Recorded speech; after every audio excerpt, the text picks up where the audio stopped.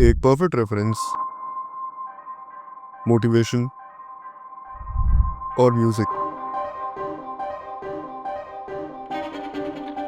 आपके पास ये सब कुछ है अपने नए आर्ट पे काम करने के लिए, लेकिन मैं चाहता हूँ कि आप रुक जाएं, कुछ सेकंड के लिए अपनी रेफरेंस की तरफ ध्यान दें और समझें कि क्या आप अपनी रेफरेंस को अभी तक देखते आ रहे हैं या अपनी रेफरेंस को ऑब्जर्व कर रहे हैं। अगर आपका प्रोसेस अभी तक ऐसा रहा है कि आप हर पेंसिल स्ट्रोक के बाद अपनी रेफरेंस को चेक कर रहे हैं, उसके बाद अपनी आर्टवर्क की सबसे बेसिक डिटेल्स को भी रीड्रॉ कर रहे हैं, तो इसका मतलब ये है कि आप केवल अपनी रेफरेंस को देखते ही आ रहे हैं।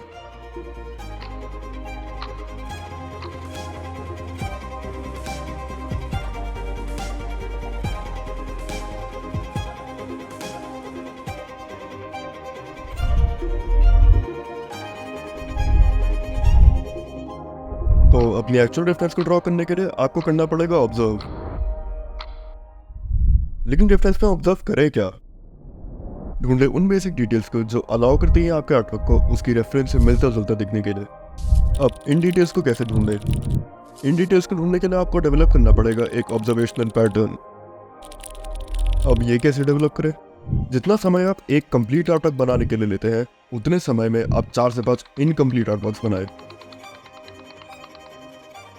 ऐसा इसलिए क्योंकि एक फिनिश्ड आर्टवर्क को बहुत सारी रेंडरिंग, डिटेलिंग और वैल्यू एडजस्टमेंट चाहिए होते हैं। लेकिन जब आप उसी समय में 4 से 5 आर्टवर्क्स बनाने पे फोकस करेंगे, तब समय की ये लिमिट आपको फोर्स करेगी केवल उन्हीं डिटेल्स पे ध्यान देने के लिए जो आपके आर्टवर्क के लिए नेसेसरी है आपकी रेफरेंस से मिलता जुलता दिखने के लिए। एक बहुत ही सरल एग्जाम्पल लेते हैं ह्यूमंस का। एक ह्यूमन दूसरे ऑर्गेनिज्म से कैसे अलग है? क्योंकि उसके पास 2 पैर, 2 हाथ और एक सर है। लेकिन एक ह्यूमन को दूसरे ह्यूमन से क्या अलग करता है? पोज, जेस्चर्स, एक्सप्रेशंस और प्रोपोर्शंस।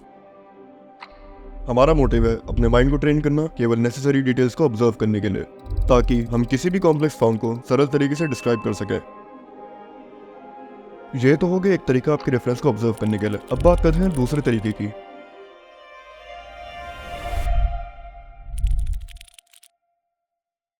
रेफरेंस को देखें और समझें उसके एलिमेंट्स के बीच के रिलेशन को। समझें कि कैसे ये सारे एलिमेंट्स एक साथ मिलकर इस प्रकार की फॉर्म को क्रिएट कर रहे हैं। प्रोपोर्शंस को बेहतर समझने के लिए रिलेटिव मेजरमेंट्स का यूज करें। एग्जाम्पल ले एक फिगर ड्राइंग का, जिसमें रेफरेंस को हेड यूनिट्स में बांटा जाता है। अपनी पेंसिल को एक मेजरिंग टूल की तरह भी यूज कर सकते हैं आप। ऐसा करने के लिए अपने हाथ को सामने की तरफ सीधा करें। ऐसा करने से आपको एलिमेंट्स के बीच के हॉरिजॉन्टल और वर्टिकल रिलेशन को समझने में और आसानी होगी। आपकी रेफरेंस के एलिमेंट्स के बीच का खाली स्पेस भी आपको प्रोपोर्शन को समझने में हेल्प कर सकता है।